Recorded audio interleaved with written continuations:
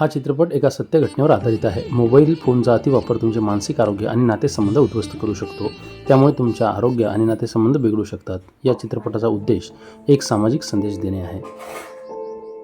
हा हर्ष आमच्या घरातील एक सामान्य मुलगा, अभ्यासात हुशार, स्वभावाने खेळकर आणि कल्पनाशक्तीने समृद्ध. कालपर्यंत हर्षचा दिवस मैदानावरच्या मातीत, मित्रांच्या हास्यात आणि पुस्तकांच्या पानात जायचा. आईला घरकामात मदत करणं असो किंवा मग मित्रांसोबत मनमोकळ्या गप्पा मारणं, हर्ष प्रत्येक क्षणाचा आनंद घ्यायचा. सुरुवात तर अगदी साधी होती. अभ्यासासाठी व्हिडिओ बघायचे आहेत, काहीतरी महत्त्वाची माहिती शोधायची आहे असं म्हणून हर्षने वडिलांचा मोबाईल हातात घेतला.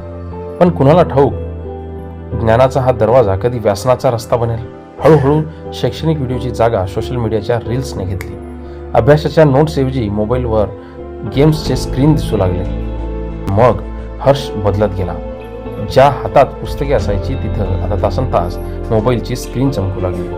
पुस्तकांची मैत्री तुटली आणि तो मोबाईलच्या डिजिटल जगात कैद झाला.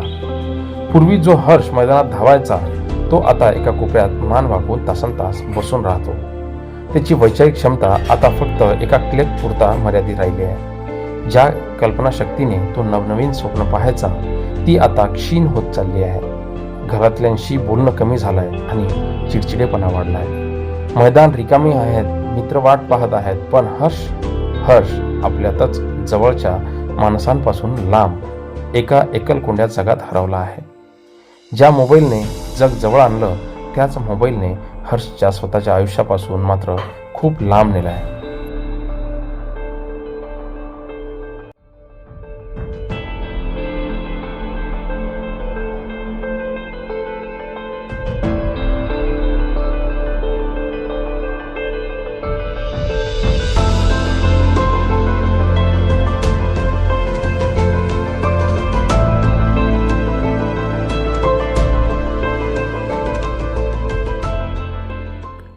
हर्ष एक दिवस निसर्गाच्या सहवासामध्ये असताना त्याला अचानक स्वतःच्या सवयीबद्दल विचार येतो. निसर्गाच्या कुशीत असल्यावर कित्येक दिवसांनी तो ही शांतता अनुभवतोय. पण ही शांतता बाहेर आहे की हर्षच्या आत कळतच नाहीये. गेल्या कित्येक दिवसांपासून त्याचं जग फक्त त्या 5 इंचाच्या स्क्रीनमध्ये अडकलं होतं. तो रील्सच्या आवाजात पक्ष्यांचा किलबिलाट हरवला होता आणि नोटिफिकेशनच्या गर्दीत त्याचा स्वतःचा आवाज कुठेतरी हरपून गेला होता.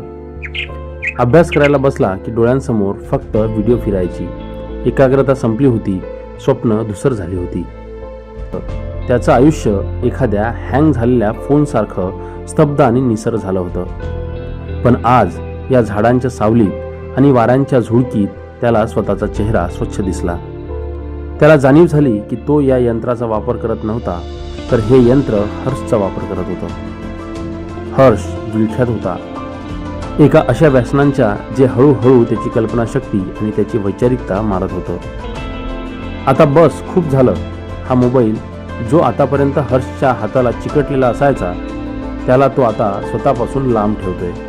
कारण त्याला पुन्हा एकदा विचार करायला शिकायचा आहे. त्याला पुन्हा एकदा स्वप्न पाहायची आहेत. त्याची कल्पनाशक्ती आता मुक्त झाली आहे. त्याची विचारांना आता नवी चालना मिळते आहे. आज हर्ष हा संकल्प करतोय की इथून पुढे त्याचा वेळ हा मोबाईलच्या स्क्रीनसाठी नाही, तर त्याचा ध्येयासाठी असेल, त्याच्या कष्टांसाठी असेल. तो या व्यसनांच्या वेड्यातून कायमचा बाहेर आलाय. आता त्याचं लक्ष फक्त त्याच्या अभ्यासावर आणि त्याच्या यशावर असेल. आभाळाला गवसणी घालण्याची जिद्द उरात बाळगून तो आता निघालाय एक नवा इतिहास घडवायला. कारण लक्षात ठेवा, तंत्रज्ञान तुमचं भविष्य घडवू शकतं, पण फक्त तेव्हाच जेव्हा तुम्ही त्याचे मालक असता, गुलाम नाही. त्यामुळं आपल्या मुलांना, आपल्या लेकरांना मोबाईलपासून दूर ठेवा आणि चांगली सवय जसे की पुस्तक असो किंवा मग इतर काही चांगल्या सवयी लहान मुलांना लावा. नक्कीच त्यांचं कल्याण होईल. या कथेचा मुख्य उद्देशही एवढाच आहे की ज्या मुलांना मोबाईलचे व्यसन लागले आहे त्या मुलांना मोबाईलच्या व्यसनाऐवजी पुस्तकांचे व्यसन लागायला हवेत आणि त्या मुलांना मोबाईलपासून लांब ठेवायला हवेत. नक्कीच त्या मुलांचं भविष्य उज्ज्वल होईल.